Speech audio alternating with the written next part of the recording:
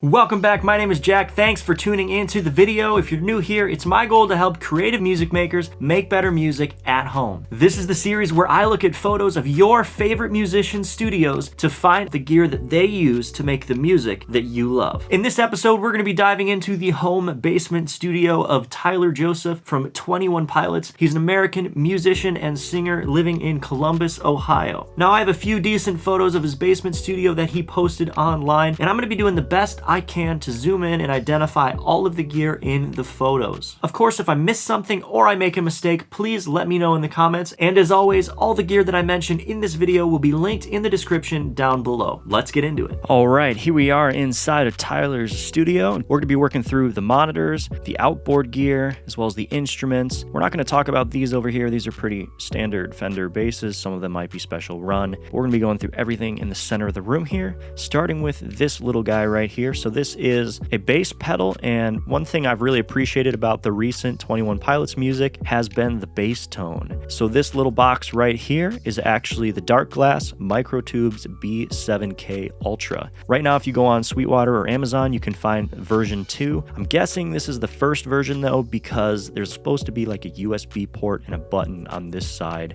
and I'm just seeing the button. So I'm pretty sure that this is the version 1, but the version 2 is going to be just about the same. So go ahead and check that out if you're interested. All right, now we'll move over to the outboard gear. Now, quick disclaimer, I could not figure out what this is. So if you know, let me know. It looks a little bit like the Avalon stuff, but I'm not able to find this exact unit. And I think there's a power conditioner up here, probably a Furman, and I'm not sure what this top unit is. Pretty zoomed in and blurry. So if you guys know what this stuff is, let me know. But we're gonna be working over here. This guy right here is the Rupert Neve Portico 2. Below that is the BAE 1073 mic preamp. And then down here, we've got a Switchcraft Studio Patch Bay. This is the 6425. And below that, I couldn't find an exact unit for this or model number, but this looks to be just a standard XLR microphone style patch bay, 1U 19-inch. Nothing too crazy there. Up here, this is the Machine Studio.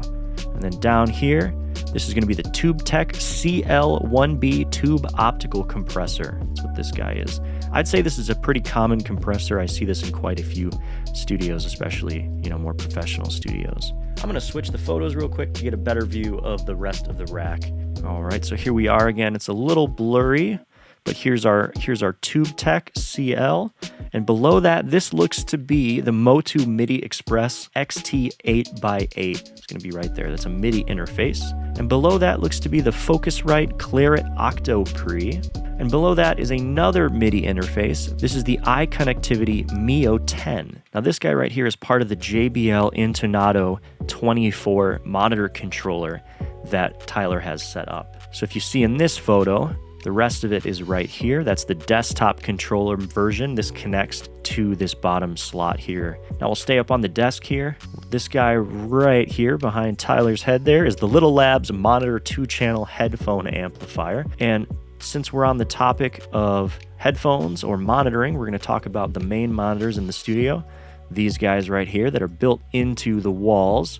And these are going to be the ATC SCM110 ASL Pro monitors. More modestly, we have the Focal SM9 monitors. These are pretty awesome little monitors by Focal. They're not really little, but in comparison to the ATCs, they do look fairly little. All right, now we'll move over to our synthesizers. This is the Dave Smith Prophet Rev 2.